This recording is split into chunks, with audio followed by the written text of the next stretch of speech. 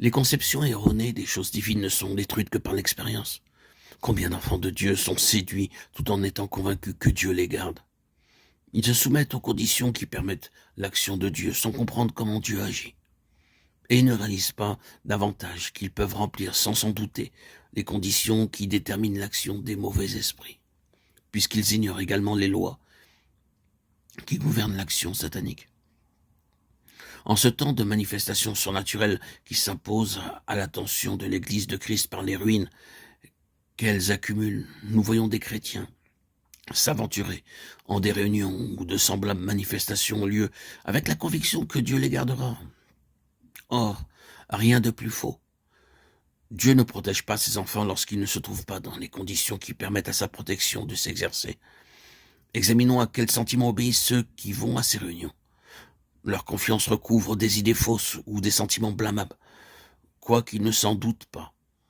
Ce peuvent être la présomption, la certitude de pouvoir juger ce qu'ils verront ou entendront, dans l'ignorance où ils sont de leur incapacité totale.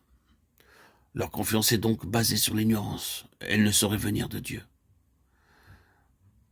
La curiosité est un esprit de curiosité plus ou moins précis, plus ou moins avoué, le désir de voir ce qui est extraordinaire. La volonté très arrêtée d'aller quand même à ces réunions, ce qui les empêche de s'enquérir vraiment et sans arrière-pensée de la volonté du Seigneur. Et aussi, bien sûr, le secret espoir de recevoir de nouvelles bénédictions, désir légitime, sous lequel se dissimule quelques ferments d'orgueil. Par exemple, l'ambition égoïste d'être le premier dans le royaume de Dieu.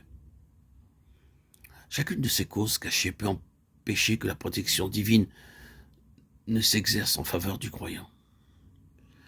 Mais lorsque l'homme place en Dieu toute sa confiance, confiance véritable et de bon aloi, pure de tout motif charnel, et qu'il croit que Dieu le gardera de toutes les ruses de Satan, s'il veille et prie, s'il garde sa pensée ouverte à la vérité à mesure qu'elle lui est dispensée, s'il est fidèle et droit en tout ce qu'il sait de la volonté divine, cet homme-là pourra dire, même si pour des motifs supérieurs à son bien particulier, Dieu permet dans sa sagesse infinie qu'il fasse par de douloureuses expériences, connaissance avec la victivité infernale du contrefacteur. Le Seigneur m'a parfaitement délivré de toutes les embûches de l'ennemi. 2 Timothée 3, 11. Le second objectif des vérités que nous avons exposé, le résultat ultime de leur application, c'est d'amener l'Église à prendre la place qu'elle doit occuper à la fin de la dispensation, en vue du retour du Seigneur. Ce retour du Christ, ce triomphe, il implique le triomphe des victimes de l'ennemi et leur ascension vers le trône.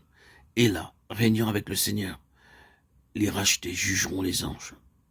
1 Corinthiens 6, 2, 3.